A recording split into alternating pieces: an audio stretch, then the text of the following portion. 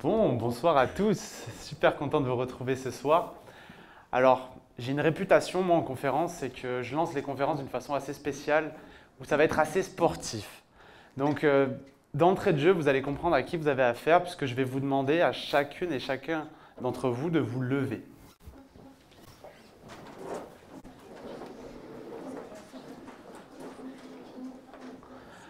Alors, il faut que vous sachiez un truc me concernant, c'est que je suis un grand fan de la mythologie viking, enfin, de cette culture-là. Et donc, du coup, j'ai l'habitude de lancer mes conférences avec ce qu'on appelle un clapping. Pour ceux et celles qui connaissent cette chose-là, le clapping, c'est une musique, c'est un chant que les vikings avaient l'habitude de lancer avant un combat. Donc, on ne va pas combattre ce soir. Mais en tout cas, j'avais envie, pour faire monter l'énergie, qu'on fasse ça tous ensemble. Donc vous allez voir, je vais vous lancer un petit son de fond, une petite musique. Et l'idée, ça va être simple, ça va être, vous allez voir, vous allez être guidé par le son. Mais l'idée, ça va être qu'à chaque fois que sur le son en question, il y ait un tapement dans les mains, que quand la musique tape dans les mains, vous le fassiez avec moi. Et si vous êtes vraiment motivé, vous allez le faire en ayant les bras en l'air. Est-ce que c'est OK pour vous, pour lancer cette soirée ? C'est bon? Allez.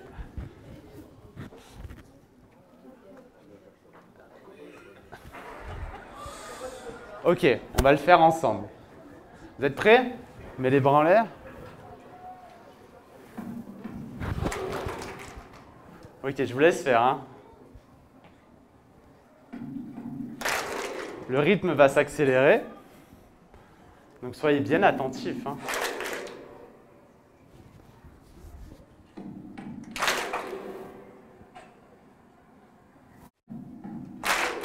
Allez, je suis avec vous.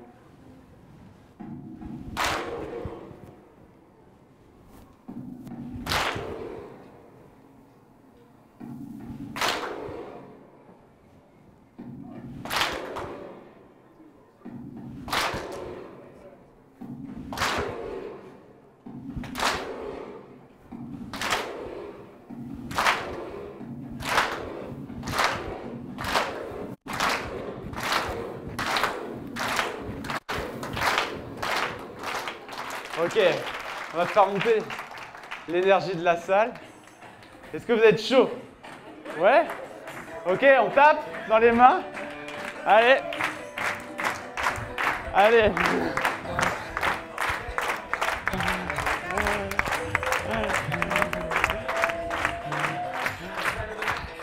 Allez, on fait monter l'énergie de la salle là.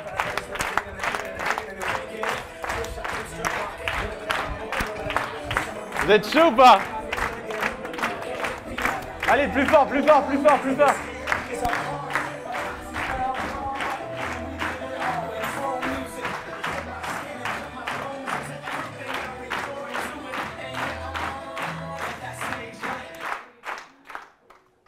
Merci, faites du bruit pour vous déjà.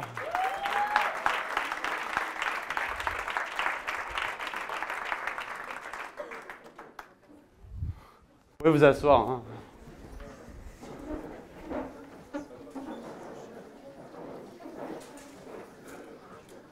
Il y en a qui se demandent déjà où ils ont mis les pieds, je crois. Bon, merci en tout cas d'avoir joué le jeu. Je trouve ça toujours intéressant de faire monter l'énergie. Alors, pour tout vous dire, pour vous parler de cette conférence, avant de rentrer vraiment dans le vif du sujet, ce que j'avais envie de vous dire, c'est que cette conférence, quand je l'ai écrite, j'avais 30 ans. Là, je viens d'avoir 31. Et en fait, quand j'ai écrit cette conférence, je voulais vraiment que ce moment, cette conférence que je vais vous livrer, soit une photographie de mes 30 premières années de vie. 30 années à expérimenter plein de choses, à tester et puis à oser les difficultés comme mon message le suggère. Alors, dans ces 30 années d'expérimentation, il y a eu plein de choses. Il y a eu des difficultés, des échecs, comme je l'ai dit. Ça a commencé très jeune, avec le rejet de ma mère lorsque j'avais 10 ans. À l'école, quand les profs et les conseillers d'orientation n'auraient pas misé un seul euro sur moi, et je vous montrerai tout à l'heure un brillant bulletin de moi. Puis ça a continué avec les filles, quand j'avais 18 ans. D'ailleurs, j'ai une anecdote à vous raconter pour vous montrer d'où je pars en termes de confiance en soi. Quand j'ai 18-19 ans, à l'époque déjà, c'est très compliqué pour moi avec les filles, j'arrive à obtenir un rencard avec une nana. Et là, ce jour-là, je vais arriver à faire une performance assez exceptionnelle. Le rencard en question, il se passe dans un petit bar en ville. Et puis, je vais réussir, comme je le dis, une double performance exceptionnelle. La première chose, c'est de ne pas arriver à décrocher 2 mots sans devenir aussi rouge que l'espèce de tabouret. Jusque-là, vous allez me dire classique, on veut tout stresser. Et puis la deuxième chose, et là quand même, j'ai passé un step ce soir-là, c'est que j'ai reçu le message de la nana juste après la soirée me disant « Dorian, je pense qu'on ne se reverra pas.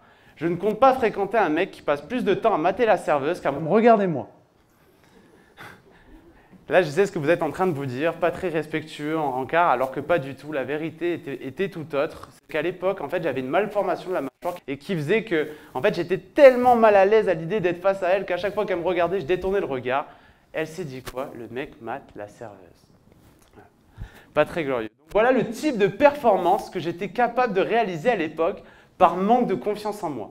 Et puis, ça a évolué et il y a eu un moment de ma vie où j'ai eu un vrai déclic. Ce vrai déclic, ça arrive le 28 juin 2018.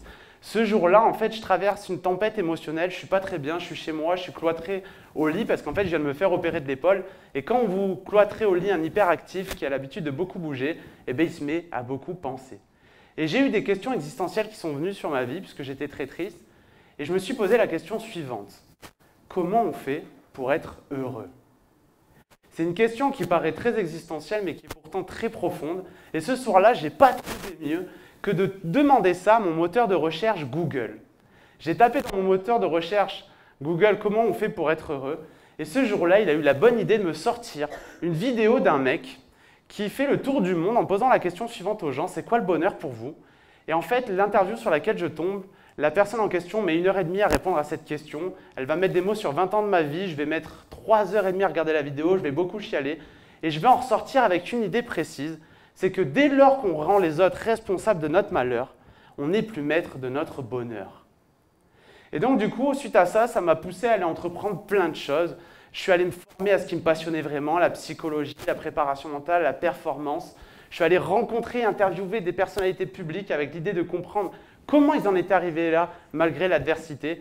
Et puis derrière, j'ai entrepris plein de choses, jusqu'à me retrouver ici ce soir. Alors, avant de rentrer dans le vif du sujet de la conférence, j'aimerais mettre dans votre tête, planter une petite graine pour vous dire que cette conférence, c'est un peu comme une recette de gâteau. Pourquoi je prends la recette du gâteau? Parce que j'aime beaucoup la métaphore. Quand vous faites un gâteau, quand vous prenez, si vous vous intéressez un peu à la pâtisserie, il y a des fondamentaux à respecter. Les fondamentaux, par exemple, c'est si vous faites un gâteau, c'est un peu mieux de mettre les œufs avant la cuisson, sinon je ne suis pas très sûr que le gâteau sorte très bien si on rajoute les œufs après. Mais là, avec la conférence, c'est exactement la même chose. Je vais vous livrer ce que moi, je considère être des fondamentaux pour oser les difficultés, pour aller se challenger, pour avoir confiance en soi. Mais j'ai envie de vous dire que, un peu comme avec la cuisine, c'est à vous de saupoudrer avec vos ingrédients et de doser avec vous ce qui fait votre unicité, tout ce que je vais vous donner. Donc, il y a une partie de moi qui vous dit écoutez-moi, parce que j'ai quand même des trucs sympas à vous raconter, mais n'oubliez pas de remettre en question aussi un petit peu ce que je vais vous dire, parce qu'il n'y a pas de recette universelle, il y a sa propre recette. Est-ce que ça, c'est OK pour vous? OK? Il y a des pâtissiers ce soir? Non. OK. On va faire un bon gâteau ensemble. Alors, le premier élément que je trouve fondamental quand on veut oser les difficultés, c'est de comprendre la chose suivante, c'est que l'entraînement éradique les problèmes de confiance en soi. J'adore ce concept-là. À chaque fois que j'accompagne quelqu'un en coaching individuel, il y a toujours un moment où la personne elle va me sortir un truc du genre « Tu sais Dorian, si je tente pas ça, c'est parce que je manque de confiance en moi. » Quand elle me sort ça, j'aime beaucoup lui poser la question suivante et lui dire « Alors, explique-moi » et remettre en question un peu sa théorie de départ. Est-ce que tu penses sincèrement que c'est parce que tu manques de confiance en toi que tu ne passes pas à l'action ou au contraire que c'est parce que tu ne passes pas à l'action que tu manques de confiance en toi? Et là, la personne, il y a un doute, un peu comme je vois dans certains regards là. Je lui ai fait douter. Je ne la fais pas douter parce que je suis un sale type, je plante juste le doute pour qu'on puisse aller plus loin et constituer un vrai processus de changement derrière. Le processus de changement, il est composé de 3 ingrédients que je trouve primordiaux si on veut passer à l'action. Le premier, c'est de comprendre que si on veut passer à l'action, si on veut oser les difficultés, si on veut se challenger, il faut apprendre à être précis. Précis, un peu comme au jeu de fléchettes. Qui a déjà joué au jeu de fléchettes ici? Ok, je vois les gens qui fréquentent les bars. Non, je plaisante. Je prends l'analogie du jeu de fléchettes parce que j'aime beaucoup le jeu de fléchettes. Le jeu de fléchettes, au départ, quand on commence à jouer, quand on prend les fléchettes, on l'envoie dans la cible, on est plutôt content quand ça touche la cible. Sauf que ce n'est pas ça qui nous fait gagner. Ce qui nous fait gagner, c'est d'apprendre à viser un endroit bien spécifique de la cible et c'est ça qui va nous rapprocher de la victoire finale. Et avec les actions, avec les challenges, c'est exactement la même chose. Plus on apprend à être précis sur comment, où, pourquoi je veux passer à l'action, plus on a de chances de réaliser ce challenge, plus on a de chances d'aller relever des défis. Donc ça, c'est le premier truc. Le deuxième ingrédient qui va être primordial si on veut passer à l'action, c'est d'apprendre à faire le plus petit pas possible. Je dis toujours que les petits pas réguliers valent mieux que les grands pas de temps en temps. Et là, j'aime beaucoup prendre l'analogie du permis de conduire. Le permis de conduire, imaginez que le premier jour que vous soyez monté dans l'auto-école, surtout si vous n'avez pas fait la conduite accompagnée, le moniteur, vous asseyez à côté de lui, vous dise « Ah ben tu sais, c'est bon, on va s'entraîner à passer le permis de conduire hein, dès aujourd'hui. » Ben là, ça serait flippant et ça serait normal. Ce qui fait que c'est accessible le permis de conduire, c'est le fait que le premier jour, vous arrivez, on mette la première, on apprenne à démarrer. Le deuxième jour, on passe la deuxième, la troisième. Puis après, le quatrième jour, on apprend à aller dans la circulation. Puis après, on apprend à mettre les clignotants, à regarder les rétroviseurs, à regarder les angles morts, à aller sur l'autoroute. Et puis après, on arrive à faire tout ça en même temps. Parce qu'on y va step by step. Donc, premier ingrédient, être précis. Deuxième, apprendre à faire le plus petit pas possible. Et le troisième ingrédient, et celui-là, c'est l'élément le plus pragmatique, le plus cartésien qui existe, c'est que l'entraînement, la répétition, amène la confiance en soi. Pourquoi je vous parle d'entraînement, de répétition? Vous avez tous vu Léon Marchand au JO, je suppose. Vous l'avez tous vu. Le mec, vraiment, il est venu, il n'avait clairement pas le temps aux Jeux Olympiques. Il a pris 3 médailles d'or, 2 dans la même soirée, une médaille de bronze. Il a absolument tout raflé. Quand on le regarde, on se dit « Ah tiens, ce gars-là, c'est un monstre. C'est un monstre, il est surdoué. » Sauf qu'en fait, quand on va regarder ses interviews, on s'aperçoit que le mec est un monstre d'entraînement. Il explique dans ses interviews qu'il passe à peu près 4 heures par jour dans les bassins. Quand on sait que passer 4 heures dans un bassin, ça équivaut à courir 6 à 7 heures par jour et à faire 10 à 11 heures de vélo, il fait ça 4 heures par jour, ce qui fait 28 heures par semaine, 110 heures par mois et à peu près 1300 heures par an. Pour être performant, 2 minutes le jour J. Et nous, on voudrait se lever le matin, quand on veut passer à l'action, quand on veut apprendre la prise de parole en public, et se lever le matin, un peu comme par magie, comme si la confiance en soi allait tomber dessus, se dire « Ah ben tiens, aujourd'hui, j'ai peur de rien, je suis confiant, je peux le faire. » Ben non. Il y a des exemples qui nous montrent que la répétition amène la confiance en soi. Exemple personnel, je vous partage un truc, je suis trailer, j'adore courir en nature. Je suis de plus en plus masochiste, comme ma copine le dit, puisque je vais courir jusqu'à 7, 8 heures, 9 heures pendant les trails, donc je fais de la longue distance. Et puis, il y a quelques temps de ça, un ami à moi qui m'est cher m'offre pour mon anniversaire l'année dernière une course trail. Donc je reçois dans mes mails une surprise avec écrit « Confirmation d'inscription pour le Tour du lac d'Annecy 100 km ». Là, je me dis « Quel est le con qui a osé faire ça ?» Bon, en vrai, il n'y a pas beaucoup de personnes qui sont capables de faire ça. Bon, c'était en relais, on était 2 à le faire, c'était vraiment chouette. J'étais vraiment honoré de son cadeau. Mais la vérité, c'est qu'une semaine après, passé l'excitation, quand j'ai regardé le truc, je me suis dit « Oh merde, merde, comment tu vas faire ça ?» Et en fait, ce qui m'a permis d'y arriver, c'est qu'à un moment donné, j'ai éteint un peu le cerveau. Je ne me suis pas dit « Mais tiens, un jour, tu vas être confiant, ça va arriver tout seul. » C'est la répétition qui a entraîné la confiance. C'est le fait de courir 20, 30, 40, 60, 70, 80, 90 km par semaine, chaque semaine, jusqu'au jour J qui m'a emmené à avoir de la confiance en moi.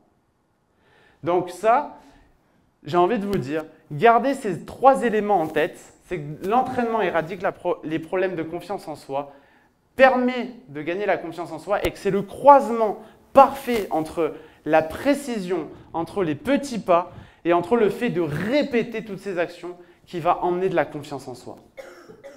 Donc ça, c'est le premier truc. Le deuxième ingrédient fondamental pour moi, pour oser, c'est de comprendre la chose suivante. Et là, je vais me faire peut-être des ennemis, c'est que l'organisation est plus fiable que la motivation. Pourquoi je vous dis ça? Parce qu'aujourd'hui, on a un peu ce culte de la motivation où on pense que la personne dans la pièce qui parle le plus fort, qui est le plus excitée à l'idée de raconter son projet, c'est forcément celle qui va réussir. Alors que la vérité est tout autre. Déjà, j'aimerais vous parler de motivation. La motivation, contrairement à ce qu'on pense, ce n'est pas quelque chose d'abstrait. La motivation en neurosciences est matérialisée à travers deux concepts. On va appeler d'un côté la motivation conditionnelle. Comme son nom l'indique, la motivation conditionnelle, elle est conditionnée par des circonstances extérieures. Aujourd'hui, il y a des sentiments, le plaisir, l'autonomie, le progrès, le fait de se sentir appartenir à un groupe va faire qu'on va cultiver la motivation. Et puis de l'autre, il y a ce qu'on appelle la motivation inconditionnelle. La motivation inconditionnelle, comme son nom l'indique, elle est dépourvue de toute circonstance extérieure. C'est-à-dire que peu importe ce qui se passe à l'extérieur de nous, on va garder un niveau de motivation stable. Et on sait aujourd'hui que la motivation inconditionnelle, elle est créée par le sens que l'on va donner à un projet ou à un défi qu'on se lance. Donc ça, c'est une première chose. Maintenant, pourquoi je vous dis que l'organisation est plus fiable que la motivation? J'ai une question pour vous. Je vais vous laisser imager un truc. D'un côté, là, il y a Bill. Il y a Bill et de l'autre côté, il y a Brian. Bill, c'est le genre de mec, il veut se mettre à la course à pied, il a envie de faire du sport, et puis c'est un gars qui est organisé. C'est-à-dire qu'il a toujours ses affaires de prête. Il a le t-shirt, il a le sac, il a les chaussures, toujours prêt à partir. Puis de l'autre côté, il y a Brian. Brian, c'est un peu le mec désorganisé. C'est-à-dire que lui, dès qu'il rentre d'un footing, il balance ses affaires partout, elles sont introuvables, etc. Donc à chaque fois qu'il doit s'y mettre, il doit chercher pour s'y mettre, etc. Le sac n'est jamais prêt. Donc, j'ai une question pour vous. À niveau de motivation égal, entre Bill et Brian, qui fait le plus de sport dans l'année?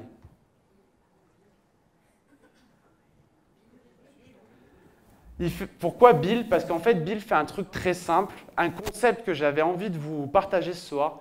Bill est en capacité de réduire la friction.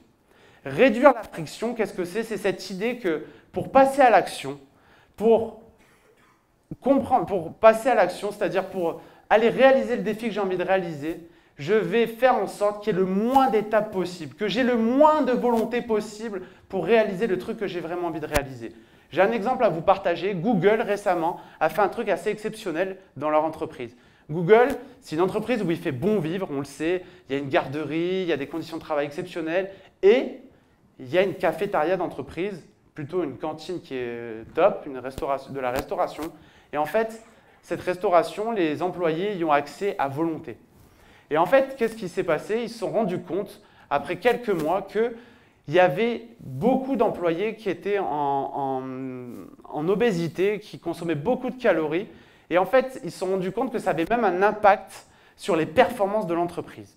J'ai beaucoup aimé ce qu'ils ont fait, que plutôt que d'essayer de motiver les troupes, plutôt que d'essayer d'éduquer les personnes sur comment mieux manger, ils ont fait en sorte de réduire la friction. Ils ont fermé la cafétéria pendant 2 jours, sans rien dire à leurs salariés, et ils ont réorganisé. Ils ont mis les aliments les moins bons à consommer, les ont mis très bas, un petit peu haut, difficile d'accès, sous des cloches opaques pour être sûr que les personnes n'aient pas envie de les consommer, parce qu'on sait que l'humain n'a pas envie d'aller chercher quelque chose sous quelque chose d'opaque. Et à l'inverse, les aliments les plus sains, ils les ont mis à hauteur facile à attraper, ils les ont mis sous de la lumière qui donnait envie de les consommer. Et ils se sont rendus compte en quelques semaines qu'ils avaient réduit la consommation calorique de leurs salariés et qu'ils avaient un impact direct sur l'obésité de ces derniers. Alors mon message là, c'est pas de dire que c'est facile de réduire, de combattre l'obésité, je ne suis pas là pour ça. C'est juste pour vous dire que dès lors qu'on est capable de réduire la friction entre ce qu'on a envie de faire, l'objectif qu'on se donne et là où on en est actuellement, c'est beaucoup plus facile de passer à l'action. On va faire un truc ensemble parce que pour moi, réduire la friction, c'est un truc qui est essentiel, que je fais dans tous mes accompagnements. Donc je vais vous demander un truc. Je suis sûr que vous avez quelque chose en tête, tous là, une action sur laquelle vous procrastinez. Un truc que vous reportez au lendemain, un truc que vous avez envie de faire, mais que vous ne faites pas. On va faire un truc ensemble, c'est que on va prendre 3-4 minutes là, où vous allez réfléchir, vraiment réfléchir sérieusement à comment vous allez pouvoir devenir des bons feignants. Devenir des bons feignants, ça veut dire faire moins pour atteindre l'objectif dans le but de ne pas mettre à mal son capital volonté. Parce que l'humain est fait de la sorte, c'est-à-dire qu'aujourd'hui, on sait très bien que l'humain a un capital volonté, c'est-à-dire c'est comme un portable, comme une batterie de portable. Plus vous consommez de l'énergie pour une tâche, moins vous êtes en capacité d'en générer dans la journée. L'idée, c'est de faire un truc ensemble, c'est que vous preniez 3-4 minutes pour réfléchir à une action que vous avez envie de mener depuis longtemps et que vous réfléchissiez à comment vous pouvez réduire la friction. Comment vous pouvez faire en sorte d'être un peu comme Bill, là, qui a préparé son sac et que quand il doit aller faire du sport, ça soit facile de s'y mettre. C'est OK pour vous? OK? Vous avez des trucs en tête quand même? Ouais? Je vois des réflexions déjà. Je vous donne des exemples tout bêtes. Par exemple, quand on est entrepreneur, qui est entrepreneur dans la salle? OK, pas mal.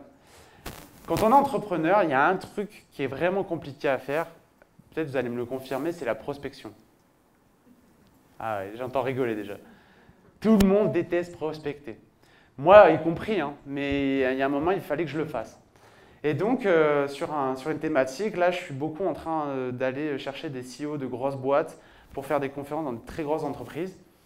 Et du coup, je me dis, mais comment tu peux t'y mettre? Parce que franchement, à chaque fois que je dois faire de la prospection et appeler des mecs qui ont des entreprises de 400 personnes, clairement, je me liquifie un peu. Et donc, je me dis, mais tiens, déjà, comment tu peux réduire le nombre d'étapes jusqu'à prospecter? Des trucs tout bêtes, j'avais préparé le fichier et je me suis dit, Dorian, le fichier de prospection de ces gens-là, tu vas le mettre en grand sur ton ordi quand tu le démarres. Il est en plein écran, je vois que ça. J'ai juste à faire un double clic dessus pour m'y mettre. Et donc, du coup, c'est beaucoup plus facile de le faire. Pareil, autre exemple, j'ai un animal chez moi qui perd beaucoup de poils, du coup, un animal à 4 pattes. Et du coup, franchement, passer l'aspirateur tous les 2 jours, c'est super chiant quand il faut brancher le fil, etc. Donc, c'est de la friction. Donc, ce que j'ai fait pour réduire la friction, c'est que je suis allé à Darty et j'ai acheté un aspirateur sans fil. Donc, j'ai juste à le décrocher, je passe l'aspi, ça me prend 5 minutes là où ça m'en prenait 15 avant. Donc, mon appart, il est beaucoup plus propre qu'avant. Donc, ça, c'est que des exemples pour réduire la friction. Donc réfléchissez, là, prenez, je vais me taire pendant 3-4 minutes, réfléchissez à une action que vous avez vraiment envie de mener, peut-être notez-la sur le téléphone et réfléchissez à un process, à 2-3 petites choses que vous pourriez mettre en place qui feraient que demain, ça soit plus facile de le faire. Est-ce que vous avez tous l'action déjà? Ouais, à peu près.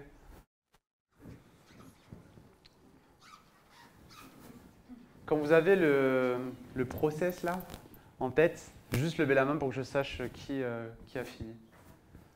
Ok. Ok.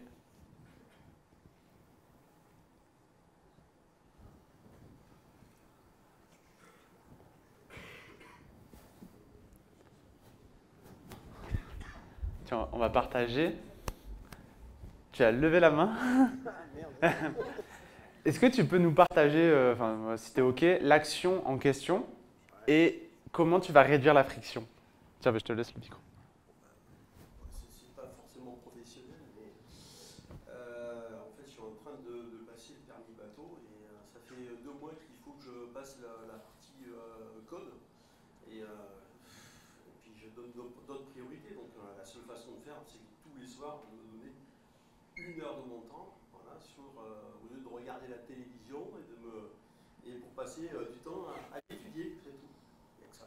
Et ça va se faire. Et du coup, comment tu réduis? Je réduis parce que je vais couper la télé. Ça va être une frustration, mais c'est comme ça. Il n'y a pas de... Moi, j'ai rigueur comme ça. Je ne vois pas d'autres solutions. Planifier dans l'agenda peut-être. Ça va être cool. Ça, j'ai l'habitude. Qui d'autre a fini? Ça y est, il n'y a plus personne qui va lever la main. Je t'ai vu. Ouais. Ok. Moi, j'ai le même problème que toi cet après-midi, en fait, et j'ai réfléchi à la question comment je pouvais limiter un peu mon travail. Je travaille sur une recherche de partenariat, donc déjà, ça m'enquiquine franchement. Ça fait déjà 2-3 mois que je traîne dessus. Et je me suis dit, comment est-ce que je peux le faire sans trop me fatiguer et limiter la contrainte? Alors, j'ai trouvé 2 solutions. Déjà, faire le travail par d'autres, donc faire appel à mon réseau. Ça va être facile à faire, c'est agréable. Et deuxièmement, j'ai pensé à l'intelligence artificielle. J'ai fait des essais déjà En fin de soirée, c'est très très très concluant. Ça me fait des prompts, ça me fait des messages, ça me fait des campagnes de communication. J'ai plus qu'à, en fin de compte, mettre tout ça en place. Et je pense que déjà, ça va aller très vite. Et je limite la contrainte de façon assez, j'ai envie de dire, spectaculaire. Enfin, ça a l'air prometteur. Top, merci pour le partage. Une autre personne? Non, il n'y a plus personne qui a réfléchi. Là. Qui est un bon feignant? Allez, partagez des méthodes là. Je vous en ai dit plein. Ouais? Alors, je ne sais pas si c'est une méthode ou en tout cas c'est ma manière de fonctionner depuis pas mal d'années. C'est toutes les tâches qui me prennent moins de 5 minutes, je les fais immédiatement.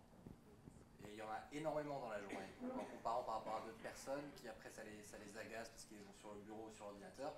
Donc chaque tâche qui me prend moins de 5 minutes, on va dire entre 3 et 5 minutes, je la règle immédiatement. Voilà. Ouais, ce qui te prend de la charge mentale du coup. Ouais, donc tu réduis ta charge mentale. Ok. Top. Bon, ok. J'espère que vous ne direz pas que dans mes conférences, on apprend à devenir un bon feignant, mais c'est un peu ça. L'idée, c'est vraiment de réduire le nombre d'étapes entre ce qu'on a envie de réaliser et l'objectif qu'on se fixe.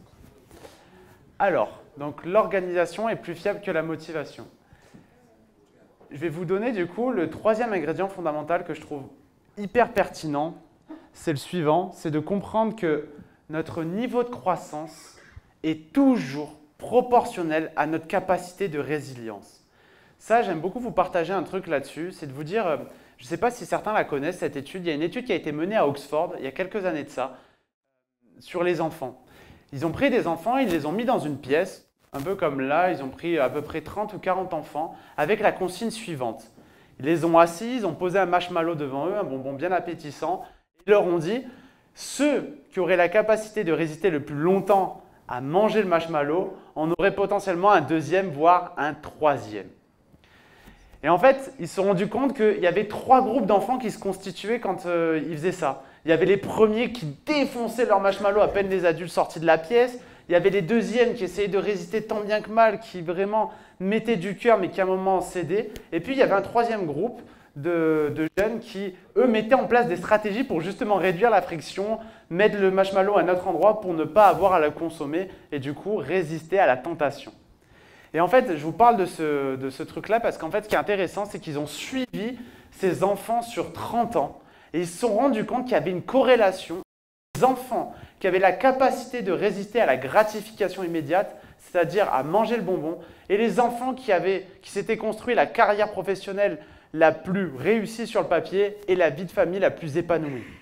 Et donc, j'aime beaucoup cette étude parce qu'elle montre la corrélation qu'il peut y avoir entre justement notre capacité que l'on va avoir à résister à cette gratification immédiate que la société nous envoie au quotidien et notre capacité à nous créer une vie épanouie.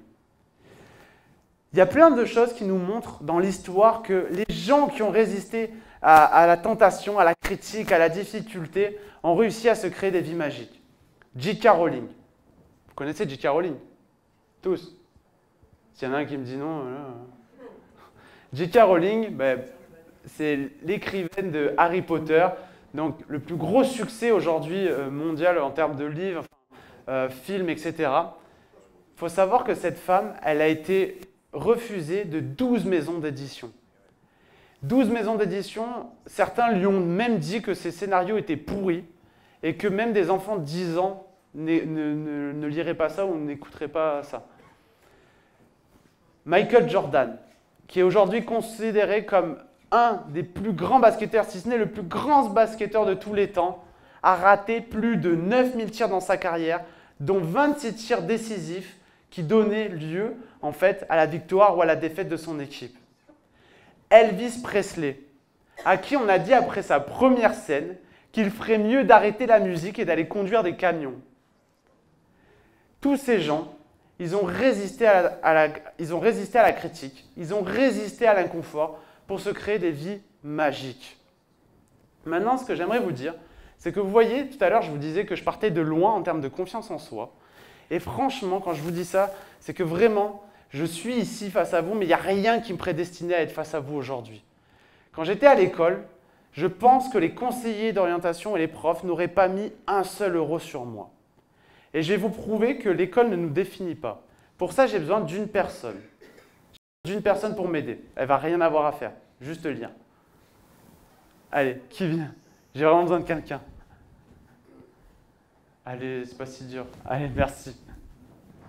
Comment tu t'appelles? Ok, on peut l'applaudir quand même.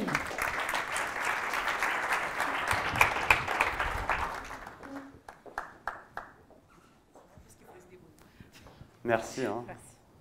Alors. Attends, si je démarre. Vas-y. C'est si? Allô? Ouais, c'est bon. Alors, quand je vous dis que rien ne me prédestinait à devenir, moi j'ai été je suis devenu directeur général d'une entreprise à seulement 26 ans, j'ai écrit mon livre que vous voyez là, je fais des conférences, j'ai mon entreprise. Mais franchement, l'école, c'était quand même un grand moment. Et pour vous le prouver, pour vous le montrer, je vous ai ramené un bulletin de seconde qui montre, où j'ai gardé les meilleures pépites pour vous montrer d'où je pars en termes de scolarité. Alors, je vais te demander un truc tout simple, c'est que, je t'ai surligné, hein, comme ça c'est plus simple, les meilleures pépites. Donc tu vas juste nous dire la matière, la moyenne et l'appréciation. Comme ça, on pourra se rendre compte. Anglais en LV1, moyenne de l'élève 4,50. Les résultats sont à la hauteur du travail fourni. LV2 espagnol, 5 de moyenne générale. Ensemble catastrophique. Dorian gâche son année scolaire par un manque de sérieux de travail. Il serait bon de réagir maintenant. Mathématiques, 2,5. Des résultats très faibles. Bon là, c'est difficile de dire plus, c'est synthétique. Sciences de la vie et de la terre, 8. C'était une bonne moyenne. Ouais, par rapport au reste, oui. Dorian vaque à diverses occupations extrascolaires pendant les cours de SVT, y compris les contrôles. Il a donc du mal à suivre. Et du coup, le meilleur pour la fin, je trouve. Ah oui, d'ailleurs, c'était rajouté au stylo, je pense que, voilà, nickel. Éducation physique et sportive, on ne connaît pas Dorian. Voilà. Donc, juste pour vous montrer et vous dire que, encore une fois, on peut partir de loin en termes de confiance en soi et surtout que l'école ne nous définit pas. Merci à toi, je pense qu'on peut l'applaudir encore une fois.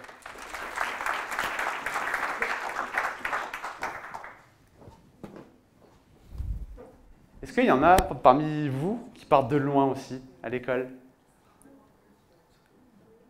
Ouais. Bon, mais comme quoi, c'est marrant qu'ils soient venus, en plus. Ouais. Mais tu vois, ce qui est paradoxal, c'est que je n'allais pas en sport, mais qu'aujourd'hui, je fais des courses de 8-9 heures. Comme quoi. Qui d'autre a levé la main? Ok. C'était quoi? C'était lycée, collège? Lycée?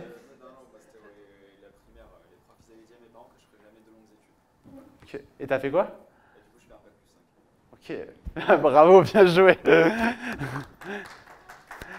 Ouais.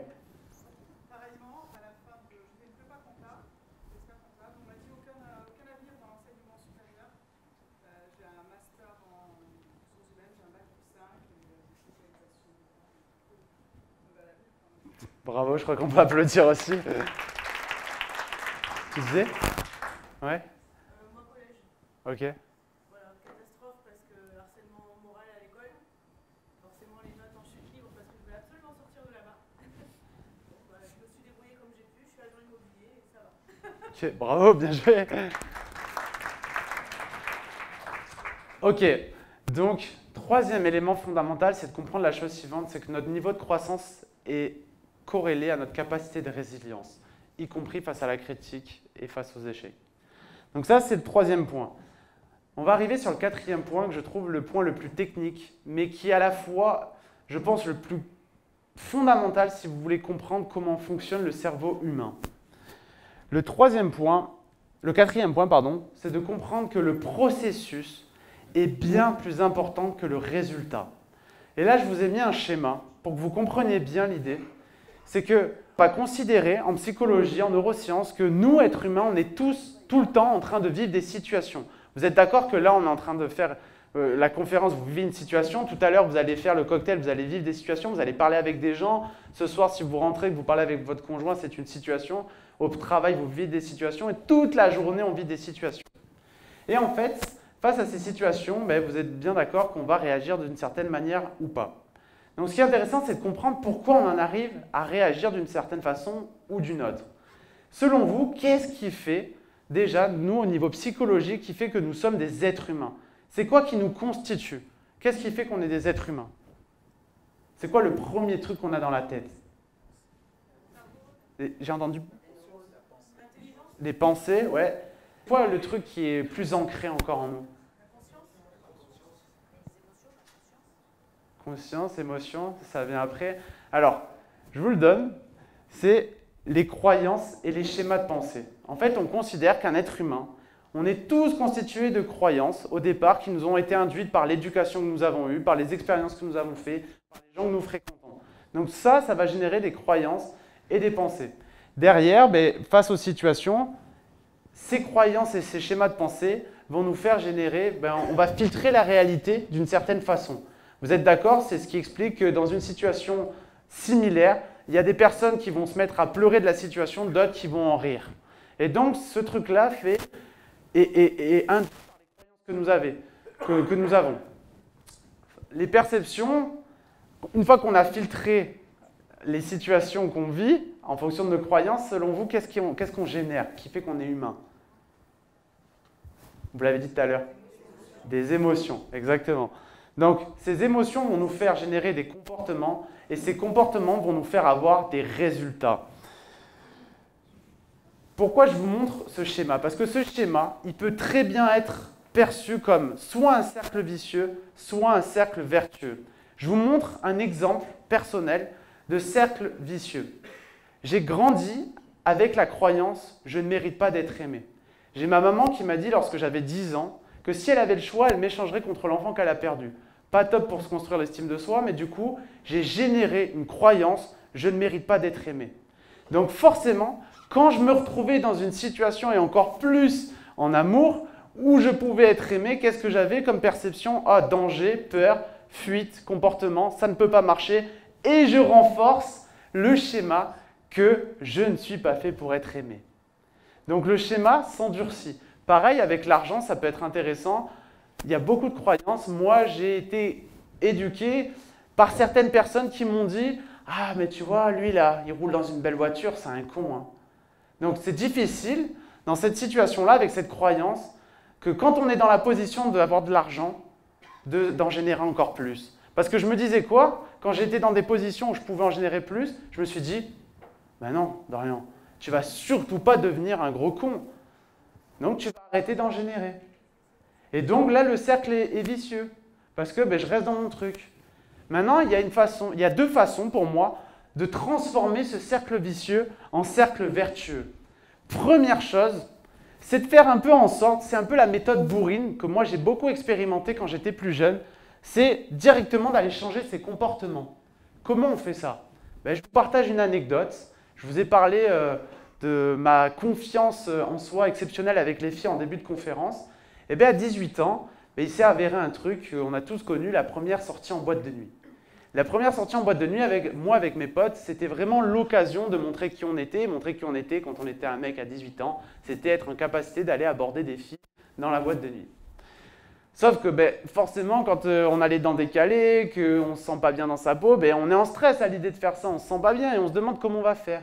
Et puis ce soir-là, sans le savoir, j'ai fait de la préparation mentale. Je me suis dit, mais tiens Dorian, si toi tu étais confiant, déjà je me suis dit, mais les mecs qui font ça, qu'est-ce qu'ils ont de plus que toi?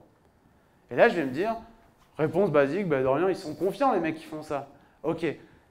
Et si, du coup je vais plus loin que ça, je me dis, mais si toi tu étais confiant ce soir, ça serait comment? Et là je vais avoir une idée magique, je vais me dire, si toi tu étais confiant, tu irais aborder tout le monde dans la boîte. Tu parlerais au videur comme si c'était ton pote, tu irais aborder n'importe qui, tu parlerais aux filles, aux garçons, tu parlerais aux serveurs, aux serveuses, et tu ferais comme si tu étais super à l'aise.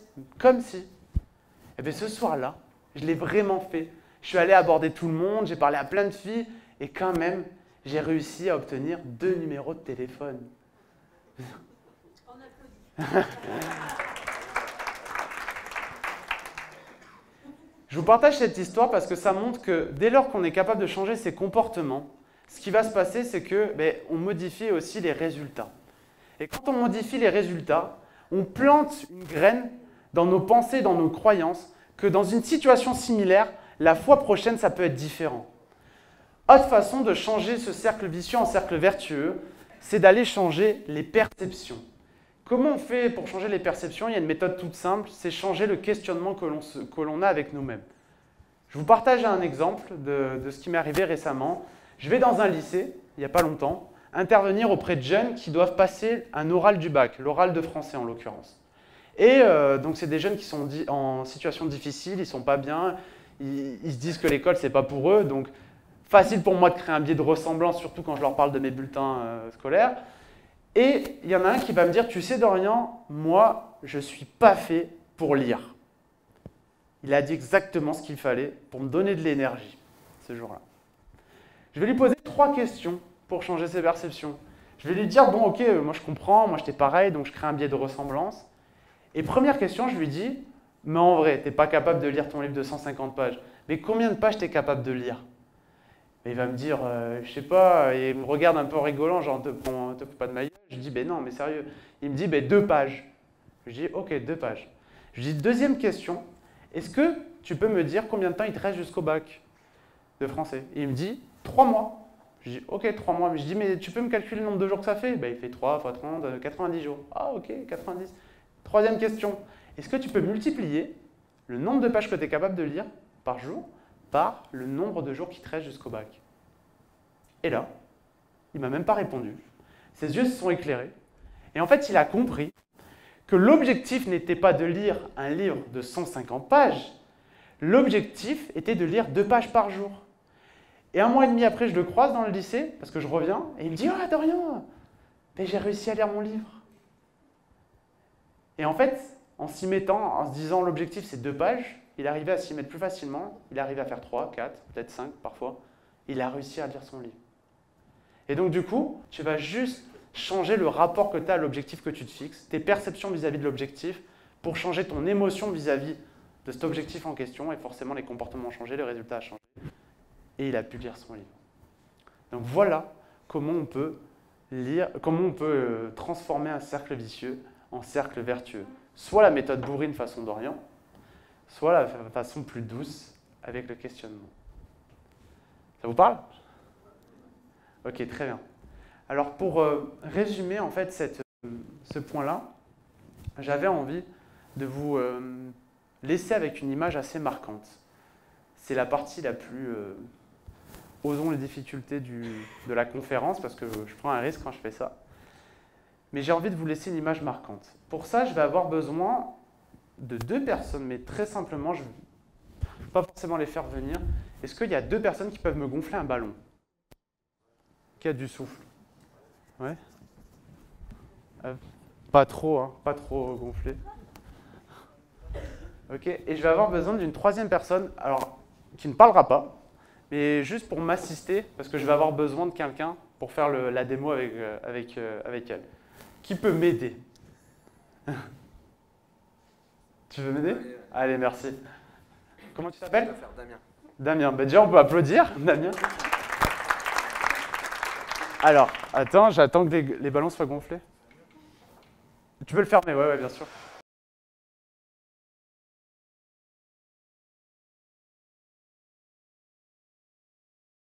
Ouais, il n'a pas trop galéré. Ouais. Je vais lui donner un... la leçon. Il y en a toujours un qui est...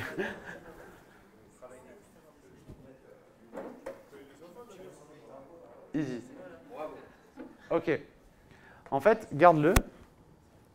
En fait, je voudrais que... Déjà, vous voyez, les 2 ballons sont les mêmes. Il n'y a pas de trucage. C'est réalisé sans trucage. Merci. En fait, je veux que vous imaginiez que ces ballons, ça soit un objectif. Un objectif, un défi, un rêve. Et vous voyez, en fait, les ballons, il y a plein de façons de les exploser, ces objectifs. C'est une critique, c'est une galère, c'est une séparation, c'est un truc qui arrive et qui fait que quand je vais appuyer dessus, il va se péter le ballon. Mais il y a des trucs qui peuvent faire que le ballon ne se pète pas même quand les difficultés arrivent. Et donc c'est là que je vais avoir besoin de toi. Donc tu vas faire un truc tout simple. Je vais même peut-être avoir besoin d'un deuxième assistant parce que d'habitude, je le fais sans micro. Qui peut m'aider, un deuxième? Ça va, c'est juste pour découper un morceau de scotch. Il n'a pas trop loin à se déplacer. Ok, tu vas prendre ça. Voilà. Ouais. Tu vas découper. Attends, mais vas-y, découpe un morceau un peu plus grand. Voilà. Non, mais c'est bon, ouais. Hop. Ok. Et tu vas le prendre, tu vas le coller. Peu importe. Tiens, tu peux le coller là. Colle-le bien.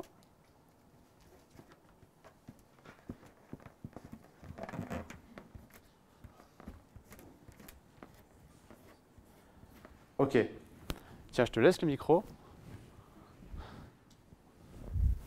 Donc vas-y, je te laisse commenter, hein, si tu veux.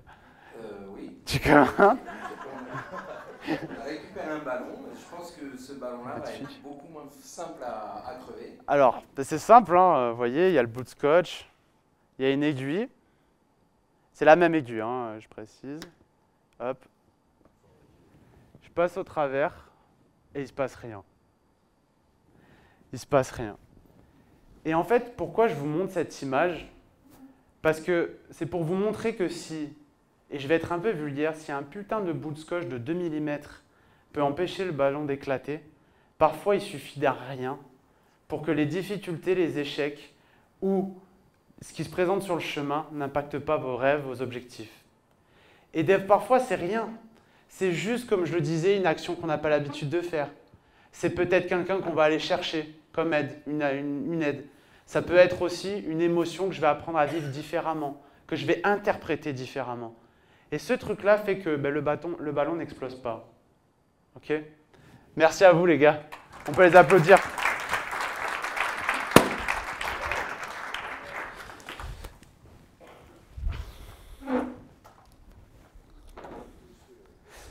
Donc, comprendre que le processus est bien plus important que le résultat.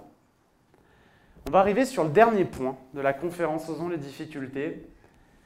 C'est la partie qui me touche le plus. C'est de vous dire la chose suivante, c'est que c'est dans l'adversité qu'on n'apprend jamais aussi bien à s'aimer.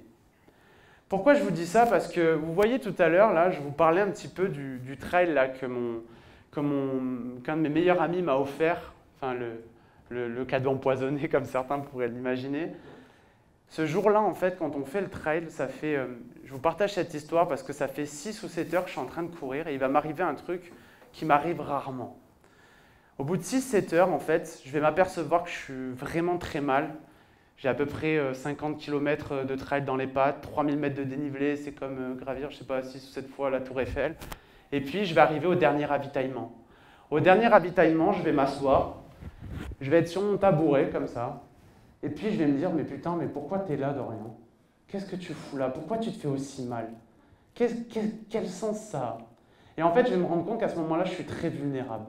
Je suis très vulnérable, je me dis que potentiellement, je ne vais pas aller au bout, que c'est vraiment dur, que j'ai les jambes qui font mal, j'ai des crampes à des endroits que je ne sais même pas que le corps peut avoir des crampes à cet endroit-là. J'ai des crampes aux abdos, j'ai des crampes dans le dos, j'ai des crampes partout.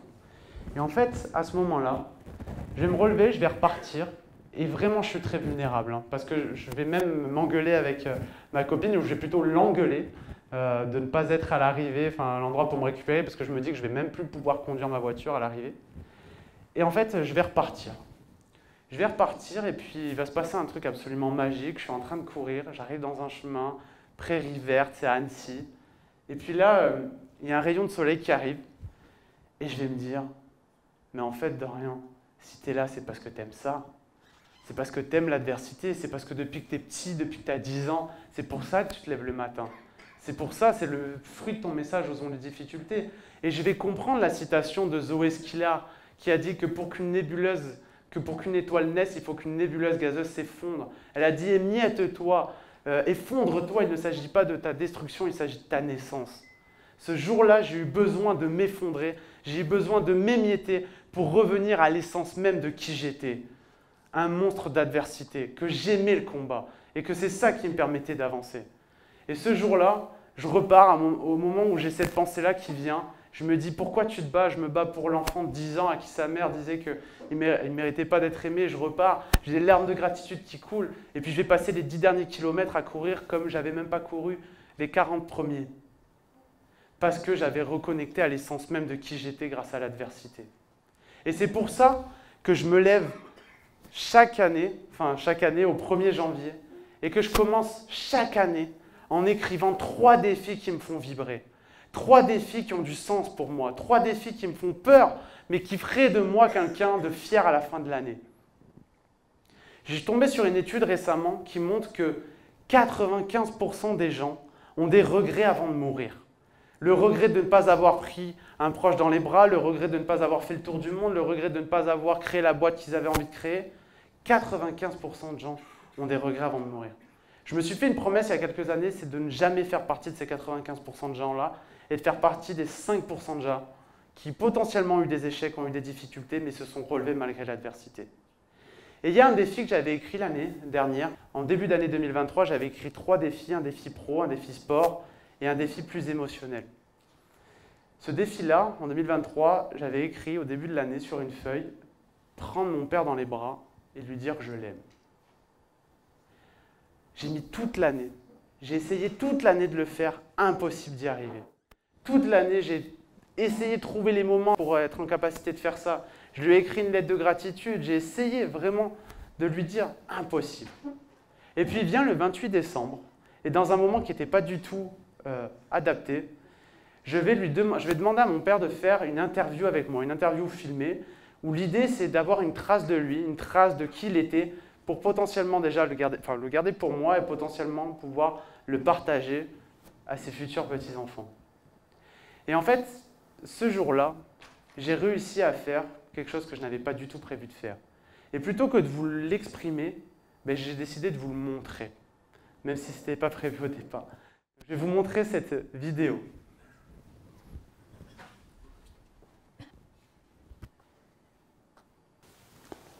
Ok, ça tourne.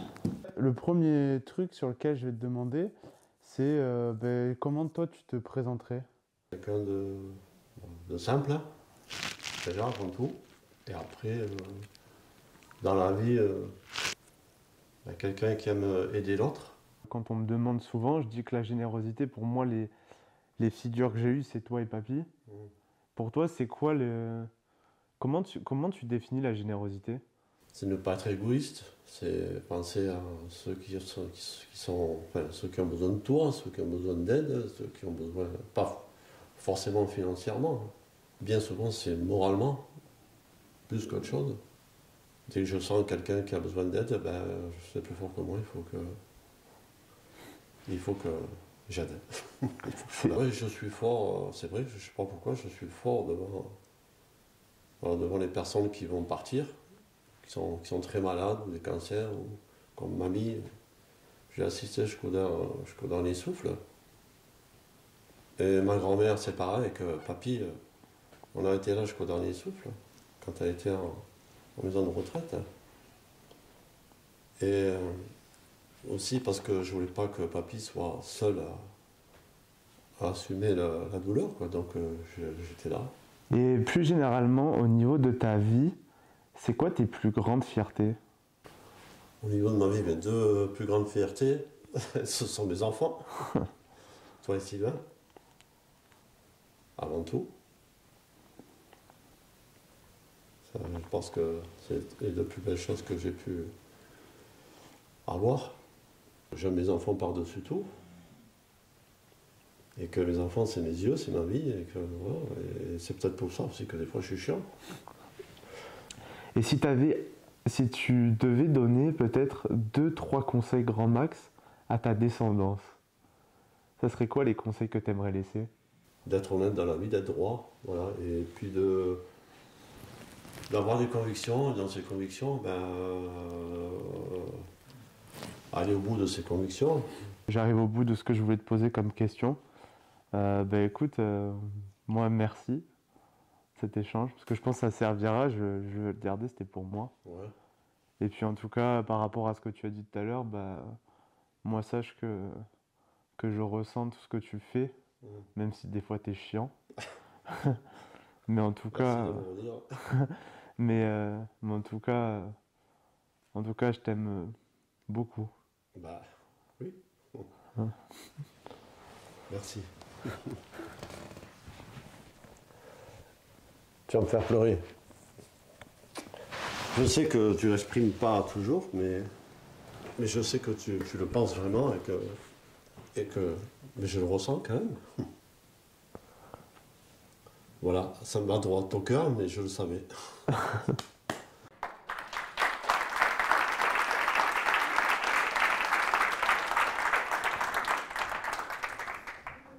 Je suis toujours très ému quand je monte cette vidéo parce que c'était pas du tout prévu pour les conférences au départ.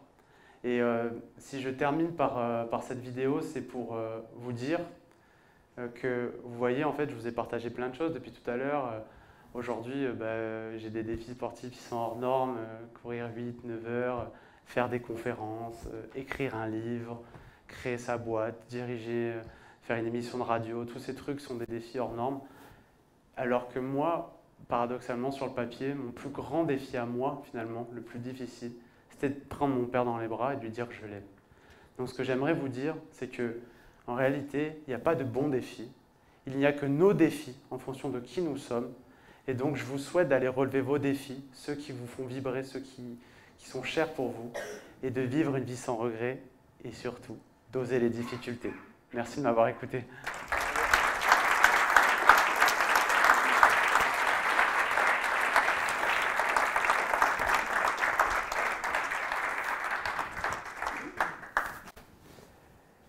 Est-ce que... Je ne sais pas comment vous aviez prévu la soirée, du coup. Est-ce que du coup, on fait un petit échange questions-réponses? Oui? Attends, du coup, il faut le démarrer. Ah, attends. Hop, je te... Ok. Du coup, on va faire 5-10 minutes. Si vous êtes OK pour... si vous avez des questions par rapport à la conférence, par rapport à des choses que ça a peut-être réveillé ou autre, pour échanger, c'est toujours un moment que moi je kiffe particulièrement parce que c'est très spontané. La première question est la plus difficile. Mais est-ce que certains d'entre vous ont une question? Ah, j'adore, merci. Merci, on peut l'applaudir. Comment tu t'appelles? Comment? Bonsoir. Ah, mais... Ah non, mais attends, ici... Levez la main. Comment tu t'appelles? Dominique. Merci pour d'avoir pris le micro aussi vite. Avec plaisir. Je voulais savoir quels ont été tes petits pas, tes premiers petits pas pour être aussi à l'aise justement en public. Pitcher, Ça a vraiment commencé, quand je le dis c'est vrai, hein, ça a commencé avec cette idée d'aller se challenger dès que j'avais l'occasion. Donc ça a été de parler face à quelqu'un au départ, devant une fille. C'était vraiment difficile, hein, je le dis mais c'était vrai. Et après, en fait, quand j'ai déterminé que ce truc-là avait de l'importance pour moi de prendre la parole en public, dès lors que j'en avais l'occasion, c'est de commencer à prendre la parole. C'était en classe au début, puisque ça a commencé, j'étais encore à l'école. Et donc, quand il y avait des rendus de groupe, j'ai commencé à me dire je vais être le premier à me porter volontaire pour prendre la parole. Dès que c'était devant la classe, c'était au début lever la main en cours. Puis après, c'est devenu, dès que j'avais l'occasion de faire un atelier, même devant des jeunes, s'il y avait 10 jeunes, je le faisais. Et puis petit à petit, ça a été plus grand. Et puis voilà, en fait, c'est encore une fois, c'est ce que je disais en début de conférence. Pour moi, il n'y a rien de plus factuel que faire des petits pas. Enfin, déjà, déterminer là où tu vas aller, pourquoi ça a du sens pour toi, faire des petits pas. Et ensuite, s'entraîner, répéter. Parce qu'il y a un autre truc, moi, qui m'a beaucoup aidé. Et d'ailleurs, je le conseille à tout le monde qui veut faire de la prise de parole en public. C'est le truc qu'on n'a pas envie de faire, mais c'est de se filmer. Tu te filmes, tu fais des vidéos. C'est violent hein, comme retour au début. Hein, parce que quand tu te filmes, tu te dis pourquoi j'ai ce mot parasite là qui est nul, pourquoi j'ai cette mimique, mais pourquoi je souris pas tu souris pas parce que tu es stressé. Et donc en fait, le fait de répéter, ça te donne de la confiance. Et c'est pour ça que pour moi, c'est l'élément le plus pragmatique. Et quand j'accompagne quelqu'un en coaching, souvent aujourd'hui, tu vois, sur les réseaux, tu as l'impression que tu as des mecs qui vont, par je ne sais pas quelle méthode, t'emmener à plus avoir peur du jour au lendemain, alors qu'en réalité, ça, c'est un truc qui marche, qui est factuel. Mais maintenant, il faut apprendre à le faire de façon la plus intelligente possible, c'est-à-dire en le faisant petit pas par petit pas et dans les endroits où tu as envie de le faire, quoi. Merci à toi pour cette conférence, c'était super intéressant. Merci surtout de te livrer, parce que ça ne doit pas être simple. Je ne me vois pas me livrer autant de confessions intimes auprès d'un public que je connais. J'ai pas vraiment une question, j'ai plutôt un lien avec ce que tu m'as dit qui m'a fait penser au billet froissé. Et je pense que tu connais l'anecdote. Est-ce que tu connais l'anecdote du billet froissé? Non. Donc c'est une institutrice qui a deux billets, qui a un billet avec elle et qui se trouve devant une classe d'élèves et qui leur dit, vous voyez les enfants, voilà la valeur d'un billet. Ça c'est un billet de 10 €. Maintenant, prenez ce billet-là et froissez-le. Et dites, en même temps que vous le froissez, vous lui dites des choses méchantes à ce billet. Vous l'insultez, vous lui dites qu'il n'est pas beau, qu'il est vilain, qu'il n'a pas la bonne couleur, qu'il n'a rien à faire là, et vous le froissez. Bon, les enfants, bien sûr, ils le font. Et à la fin, l'institutrice, elle défroisse le billet et elle dit, vous voyez les enfants, même si ce billet est froissé, même s'il n'est pas joli à regarder, il a exactement la même valeur que le billet qui n'est pas froissé. Donc, ne vous laissez jamais dégrader par les autres, par vos insultes, par leurs insultes et par tout ce qu'ils peuvent dire de méchant sur vous. La valeur que vous avez, c'est celle que vous accordez exactement, comme tu l'as dit depuis le début de la conférence. C'est la valeur que tu te donnes à toi, à ton estime de toi. Ce n'est pas celle que les autres vont donner au fait que tu puisses être froissé dans certaines situations. Donc c'est ce lien-là qui m'a fait penser à ça et je voulais simplement le partager pour ceux qui ne connaissaient pas l'anecdote du billet. Top, merci beaucoup en tout cas. Merci.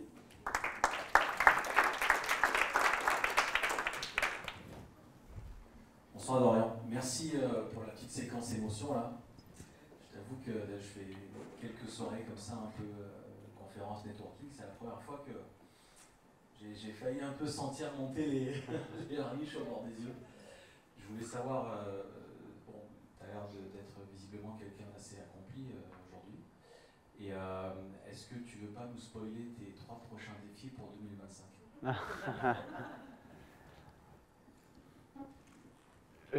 2025, en fait, c'est plus général. J'ai 3 gros défis de vie. Putain, tu vois, tu vas me faire chialer du coup parce que je vais le dire. Il y en a un qui est très émotionnel. En fait, j'aimerais un jour courir un ultra trail, donc c'est courir 120 km. Et en fait, il y a un GR qui me chauffe bien. C'est un GR, le GR des Cévennes, 120 km. Et ça aurait beaucoup de sens pour moi que de le courir en une fois, parce que je l'ai fait en plusieurs fois là récemment.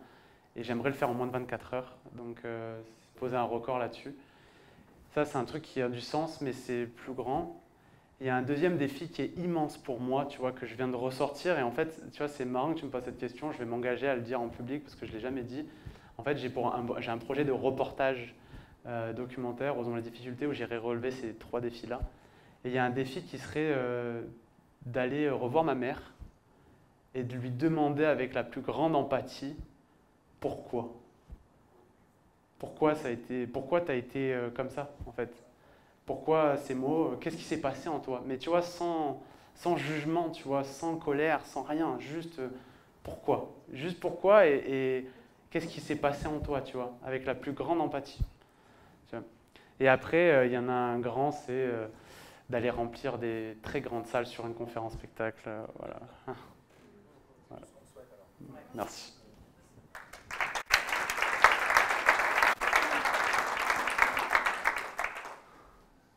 Est-ce que tu as déjà échoué à ces grands objectifs et comment tu gères l'échec?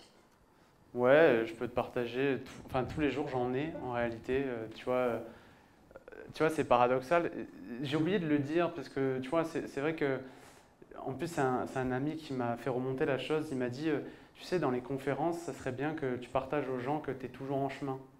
Que tu vois, c'est pas aujourd'hui et que c'est pas parce que tu as accompli ces trucs-là que tu n'as plus de problème. En fait, j'ai toujours les mêmes problèmes, ils sont même des fois plus gros, tu vois. Et en fait, oui, j'ai plein d'échecs. J'en ai un qui me vient, qui est en trail il y a 1 an. J'ai dû abandonner à une course. C'était une chose que je m'étais promis de jamais faire, mais si tu veux, c'était pas tant la course sportive qui a été violent pour moi, c'était abandonner quelque chose. Tu vois, je m'étais promis que j'abandonnerais jamais rien. Tu vois, que j'avais cette image de moi, j'étais déterminé, quoi qu'il arrive, tu feras toujours tout. Puis la vie m'a rappelé que parfois, et surtout le corps, des fois, quand il veut pas, en fait. Tu peux tomber malade. Là, en l'occurrence, j'étais malade, j'étais sous antibiotiques. Enfin, c'était vraiment dur. Ça devenait dangereux, en fait, de continuer. J'ai quand même fait pas mal et j'ai dû renoncer. Et je me suis effondré. Genre, je me suis effondré parce que c'est comme si je remettais en question qui j'étais. Tu vois. Et je me dis toujours, j'ai une amie qui est chère qui dit toujours, les difficultés, c'est des cadeaux mal emballés. Et donc, c'est quoi le cadeau qu'il y avait derrière ça? Et en fait, je me suis rendu compte que quelques semaines plus tard, je me suis rendu compte qu'abandonner, c'était un des plus grands actes d'amour que j'avais eu envers moi-même, que de m'autoriser ce jour-là à ne pas être performant, en fait. Et donc, du coup, le rebond, ça a été de me dire, mais en fait, des fois, c'est de la vulnérabilité. Après, tu vois, récemment aussi, tu vois, j'ai plein d'entreprises en cours avec des conférences où je mets beaucoup d'énergie. Et des fois, souvent, on me dit non, tu vois. On me dit non parce que enfin, on me dit non, mais c'est pas forcément des non, mais c'est genre, c'est pas le moment, c'est pas les trucs comme ça. Et tous les jours, j'en ai des trucs comme ça. Et des fois, ouais, c'est compliqué, tu vois, mais en fait, je reviens toujours à pourquoi je fais ça. Et récemment, tu vois, j'ai traversé une période qui était compliquée au mois de novembre. Je me suis rendu compte. Cette année, j'ai pris conscience de ce truc-là, que chaque année, au mois de novembre, je faisais ma petite dépression automnale, tu sais. Et genre, où je remets un peu en question ma vie, le sens, etc. Un peu comme un arbre qui perd ses feuilles, tu sais, et qui a besoin de refaire monter la sève pour refleurir. Et en fait, toutes ces périodes-là, je me dis, elles sont nécessaires. Et donc, l'échec, je me dis, c'est juste cyclique. C'est un cycle. Et d'ailleurs, j'ai un mentor qui me disait toujours, Dorian, si tu n'as pas minimum 30% d'échecs dans une année, c'est que tu n'as pas assez tenté. Et donc du coup, je trouve ça vraiment très bien de me rappeler cette phrase-là, parce que c'est un mec qui est très connu en l'occurrence. Et du coup, ouais, l'échec, il y en a tous les jours, et comment tu rebondis, ça fait mal en fait. Il faut juste accepter la douleur et de se dire, mais pourquoi je fais ça, tu vois? Et quand le pourquoi il est fort, en général, c'est ça qui te relance, et qui après aussi te permet de conscientiser ce que tu as mal fait. On en revient au processus, le schéma, pourquoi j'en suis arrivé là, les comportements, les résultats, etc.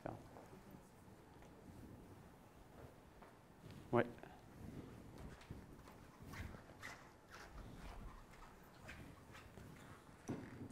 Bonsoir tout le monde, merci Dorian. Juste pour rebondir par rapport à ce que tu disais, j'ai un ami qui est parti aujourd'hui, qui me disait, Sophie, il vaut mieux avoir un refus qu'un regret. Et j'avoue que ça fait des années que je fonctionne comme ça, comme un refus qu'un regret. Et en fin de compte, il n'y a aucun échec. Il y a ou une expérience ou une leçon. Ouais, moi c'est pour ça que je dis toujours, vous verrez mon livre, il y a écrit « Osons les difficultés pour une vie sans regret ». Parce qu'en fait, moi je préférais toujours, j'ai un pote d'ailleurs qui me disait récemment, qui me faisait une retour sur une conférence que j'avais fait. Et il me dit, voilà, ça c'est pas top, ça c'est pas top. Parce qu'en fait, c'était un test que j'avais fait. Et il me dit, ouais, ça c'est pas top et tout. Il me dit, est-ce que tu penses pas que tu aurais pu plus la travailler avant de le faire? Je lui avais répondu la chose suivante, je lui avais dit, je préférerais toujours une action imparfaite à une inaction. Et donc, parce que je pense que c'est dans l'action que tu apprends aussi à avoir du feedback, à passer à l'action, à prendre confiance, comme je te le disais tout à l'heure. Et donc voilà, après, c'est propre à moi, c'est mon mode de vie, et c'est pour ça que je pense que les gens qui sont autour de moi me considèrent audacieux. C'est parce que, en tout cas, j'ose, et il y a plein de choses qui foirent, le nombre de noms que j'ai pris pour faire des conférences, pour des coachings dans l'entreprise. J'ai plus d'échecs que de réussites, mais en tout cas, ça fait partie du chemin. Je te laisse peut-être le mot de la fin. Le mot de la fin est très rapide. Merci Dorian, vraiment, pour ton intervention superbe. Et je pense que ça a donné vraiment un éclairage à pas mal de personnes dans la salle. Et puis ça va nous faire rebondir pour demain et puis les jours suivants. Et je vous laisse en discuter autour d'un verre et un cocktail pour finir la soirée. Et merci à vous pour l'invitation, c'était super.